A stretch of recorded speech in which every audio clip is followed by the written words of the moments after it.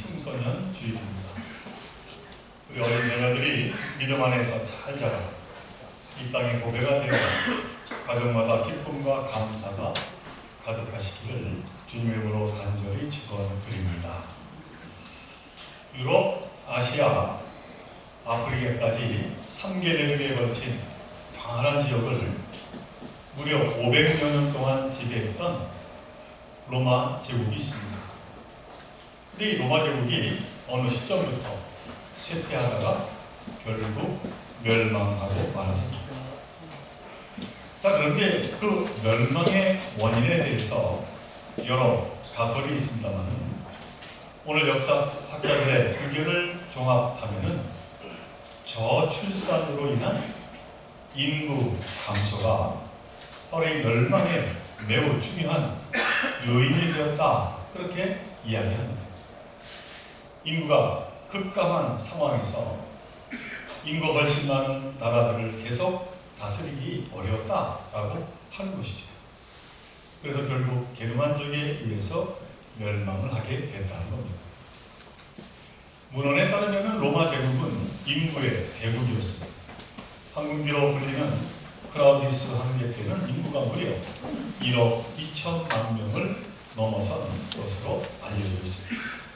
그래서 오래전에 기본이라고 하는 학자는 로마의 힘이 인구에 있었다, 그렇게 평가했습니다. 그때는 자녀를 10명 이상 둔 엄마가 흔했다라고 이야기합니다. 그리고 어떻게 해서 그럴 수 있었느냐 하면 나라가 강력한 출산, 장려 정책을 폈기 때문이라고 이야기합니다.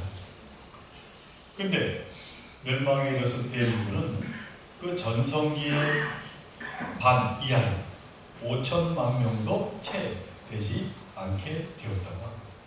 출산율이 급감을 했기 때문에. 그 당시에 청년 100명 중 결혼한 자는 35명에 불과했고, 또 그 35명 중에서 17명뿐만 자녀를 가졌고, 또 그 17명 중에서 한 명인 자녀가 10가정밖에 되지 않았다는 것이죠. 출산 기피 현상이 기족으로 인하여 또 중산계층으로 계속 이어지면서 너무나도 저출산으로 되어지고 그 결국에는 멸망에 이르게 되었다라고 하는 이야기. 자, 그렇다면 오늘 우리나라의 형편이 어떻습니까? 지난해 10월에 국회 예산정책처가 공개한 최근 저출산 추이를 반영한 총인구 추계 보고서에 따르면 인구 감소가 주로 15살 미만의 유소년 인구에서 집중되고 있다, 그렇게 발표를 했습니다. 그래서 2020년에 632만 명이었던 14세 이하의 우리 유소년 인구가 앞으로 15년 뒤인 2040년에 가면은 318명으로 무려 49.6%나 줄어들 것으로 전망했습니다.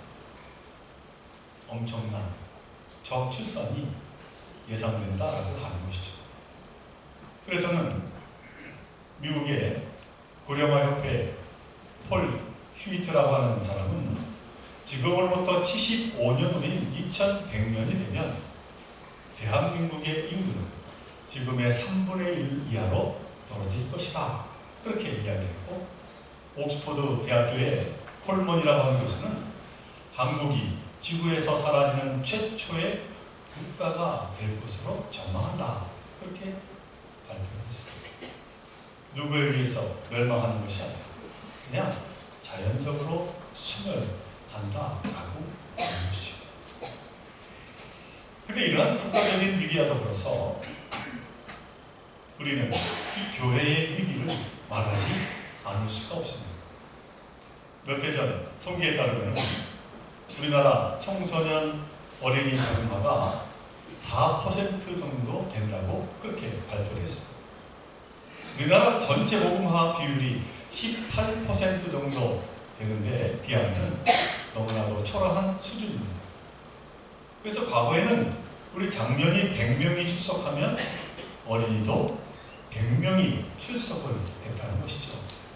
근데 지금은 장년이 100명 출석을 한다 할지라도 어린이들, 청소년들은 합하여서 10명도 출석하지 않고 있다는 것입니다. 그러다 보니 이 세대별 교인 구성도 이제는 역피라미드 형상이 보이기 시작을 했고, 한마디로 말하면 미래가 없는 한국 교회가 되어가고 있다라고 하는 그러한 보고입니다. 어쩌다가 이렇게 되었을까요? 이 물음에 대해 여러 외적인 요인들이 있다고 얘기를 하고 있습니다만, 그러나 이것은 사실 하나의 병명일 수가 있습니다. 오늘 한국교회 직분자들, 우리 장로님, 권사님, 우리 집사님들 자녀 가운데서 교회를 다니지 않는 자녀의 수가 무려 300만 명이 넘는다 하는 이야기가 있습니다. 이것은 무엇을 말하는 겁니다. 부모 세대가 가지고 있는 믿음은 성공했을지라도 몰라도 이 믿음의 전승은 그만 실패하고 있음을 말하고 있는 것이죠. 참으로 뼈아픈 대목이 아닐 수가 없습니다. 이것이 가장 한국교회의 근본적인 문제다라고 하는 사실입니다. 우리는 서로 전도해야 한다, 부흥해야 한다, 그래서 말씀을 합니다만, 물론 매우 중요한 소명입니다만, 이 소명 안에는 우리 자녀들에 대한 믿음의 전승, 무엇보다 중요함을 우리는 늘 명심해야 할 것입니다. 바로 여기에 답이 있음을 우리는 기억해야 한다는 것이죠. 사사기 2장 10절에 보면 이러한 말씀이 나옵니다.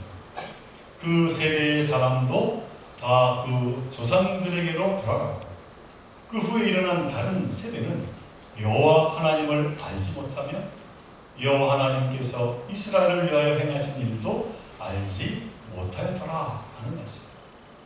여기서 그 세대는 여호와의 세대를 말합니다. 여호수아의 세대를 말합니다. 그러니까 출애굽 사건, 구원의 사건을 경험한 이 여호수아 세대가 다 죽고 난 다음 이스라엘에 무슨 일이 일어났는가 하면 여호수아 다음 세대가 여호와 하나님을 알지 못하고 여호와께서 이스라엘을 위하여 행하신 그 구원의 일을 전혀 알지 못하게 되었다는 것입니다. 그 결과 이스라엘은 아무 세상이 되고 말았음을 성경은 말씀하고 있는 것이죠. 아니, 어떻게 해서 이런 일이 일어났을까요? 이유는 다른 데 있지 않습니다. 여호수아 세대가 다음 세대에게 이 신앙교육을 제대로 하지 않았기 때문입니다. 다시 말해 부모 세대가 자녀 세대에게 신앙을 전수하지 않았기 때문입니다. 그 결과 다음 세대가 그만 다른 세대가 되고 말았습니다. 오늘 우리 이 땅에도 그와 같은 일이 일어나지 않는다는 법이 없습니다.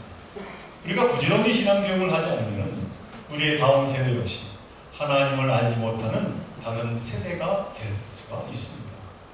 그래서 오늘 우리 세대가 가장 관심을 가져야 할 것이 있다면 그것은 바로 다음 세대의 신앙 교육에 있는 것입니다. 저는 오늘 신명기서 6장 6절에서 9절의 말씀을 오늘 본문으로 세웠습니다만, 이 본문을 쇠마 본문, 곧 율법 본문이라 이야기합니다만 그 내용이 너무나도 중요한 말씀이 아닐 수 없습니다.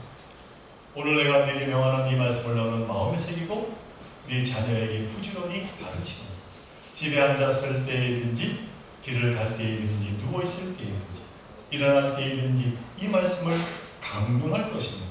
너는 또 그것을 내 손목에 메어 기호를 삼으며 내 미간에 붙여 표로 삼고 또 내 집 문설주와 바깥문에 기록할지니라. 부모님들을 향한 하나님의 명령입니다. 부모가 먼저 하나님의 말씀을 마음에 새기고 그 다음 자녀들에게 그 말씀을 부지런히 가르치라 라고 하는 명령입니다. 가정을 기독교적인 분위기로 만들라 라고 하는 그런 명령이죠. 최근 뇌과학이 밝혀내고 있는 새로운 내용 중에 주목할 것이 있는데 그것은 중요했습니다. 이 어머니 뱃속에서부터 듣는 세상의 소리가 아이의 뇌를 자극한다는 것이죠. 이때 어떤 소리를 듣느냐가 아이의 인지 발달과 감성 발달에 너무나도 중요하다라고 하는 것입니다. 그리고 태어나서 엄마나 가족에게 듣는 그 이야기를 이 아이의 뇌 발달에 결정적으로 중요한 역할을 한다는 것입니다. 그래서 사랑에 담긴 소중한 하나님의 말씀을 들을 때 그 말씀이 그 아이의 인격 발달에 결정적인 역할을 하게 된다는 겁니다. 그래서 오늘 본문은 자녀에게 부지런히 말씀을 들려주라고 강조하고 있습니다. 그래야 자녀를 그 무엇과 비길 수 없는 믿음의 세대, 생명의 세대, 더 나아가 축복을 받는 세대로 키울 수가 있게 된다는 것이죠. 지금은 교회학교라고 부르고 있습니다만 주일학교라고 하는 것은 영국에서 시작된 학교입니다. 산업혁명이 한창이던 1769년에 이 노동자 자녀들이 교육을 받지 못하는 것을 안타깝게 여긴 신문 편집자 레이크스라고 하는 사람이 이제 전문 교육을 받은 교사를 채용해서 주일마다 읽기, 쓰기와 함께 이 성경 말씀과 기독교 교리를 가르쳤다고 합니다. 바로 이것이 주일학교가 되었습니다. 그러니까 주일학교는 일종의 대안학교였습니다. 근데 놀라운 일이 일어났습니다. 바로 영국은 명실공히 세계의 최강국으로 세우는 그 깃들이 여기에서 마련되었다라고 하는 사실입니다. 사실 조대교회 때부터 주일학교는 가정이었습니다. 그리고 어머니 아버지가 주일학교 교사였습니다. 유대인들에게 있어서도 마찬가지입니다. 한 아이의 신앙교육은 그 부모가 책임을 졌습니다. 히브리어로 하나님의 말씀은 율법을 토라라고 하고 부모를 호림, 선생을 모림이라고 합니다. 근데 이 세 단어는 가르치다, 교훈하다 라고 하는 뜻의 야라라고 하는 단어에서 나왔다는 것이죠. 그러니까 어원이 같다는 겁니다. 이는 부모가 어떤 존재인가를 잘 보여주고 있습니다. 그러니까 부모는 자녀 인생의 이정표, 곧 토라이자 선생이라는 뜻입니다. 그래서 이스라엘 백성들은 이렇게 생각을 했습니다. 하나님은 이스라엘에게 토라를 주셨고 부모는 자녀에게 토라를 가르치는 사명을 주셨다라고 말하십니다. 참고로 이 말씀은 우리에게도 해당되는 말씀이 아닐 수가 없습니다. 사랑하는 우리 조국교 성도 여러분, 교회가 이 기본 중의 기본을 잊지 말아야 될 줄로 믿습니다. 바라기는 우리 어린 이 청소년 주일을 맞이해서 우리의 자녀들이 다른 세대가 아닌 다음 세대가 되어 우리보다 더 훌륭한 믿음의 삶, 은총의 삶을 살아갈 수 있도록 우리는 힘을 모아야 될 줄로 믿습니다. 그렇게 해서 온 가족이 구원의 축복을 누릴 수 있기를 이 시간 주님의 이름으로 간절히 축원을 드립니다.